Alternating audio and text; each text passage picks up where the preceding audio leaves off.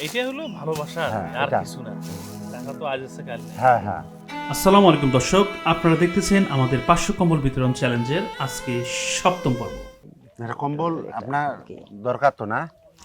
এটা শীত কম্বল, যখন আসছে শীতের তখন। কনকনে শীত তো, আর একটু উত্তরবঙ্গে তো শহরের ভিতরে আরো ঠান্ডা, আর ওই নদীর পাশে পাশে। ঠান্ডা বেশি। এটা কম্বল দরকার। আমাকে চেনেন? আমাকে চেনেন? মানে ওই যে ওই চেনেন? এমাকে হ্যাঁ এমাকে কিন্তু চেনো না ভাই। আমার চেনার দরকার নেই। মানে? যাই হোক। আমার বাড়ি বড় ভিটে দিয়ে, হ্যাঁ বড় ভিটাতে বাড়ি হাসি আমার, কম। ঢাকা থাকে। আমার কিন্তু ইউনিয়ন বড় কিছু। যদি এখন কম্বল দেয় তাহলে আমি চয়েস করি নেন একটা, আসেন। আচ্ছা আপনার আপনার যেটা ইচ্ছে আর কি। হ্যাঁ, হ্যাঁ। আপনি দেখে ঠিক আছে। সেটা নেন। এই তো বিভিন্ন কালারের আছে, চয়েস করি নিয়ম। আজকে হ্যাঁ, তোমার যেটা ভালো লাগে। নাও।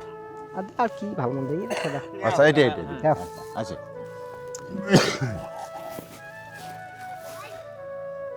তো এখন ঘটনা হল মেন যেটা কথা হয়েছে সেটা হচ্ছে আমরা যে আসছি এখানে কম্বল দেওয়ার জন্য।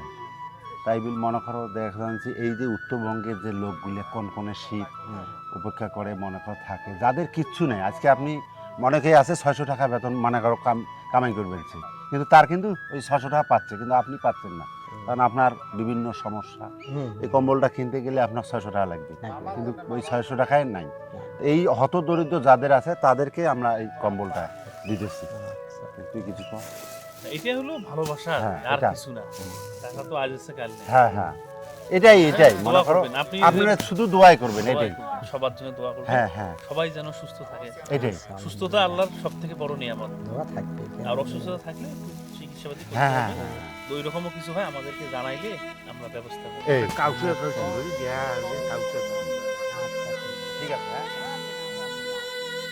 আসসালামু আলাইকুম দর্শক, আপনারা দেখতেছেন আমাদের 500 কম্বল বিতরণ চ্যালেঞ্জের 7ম পর্ব।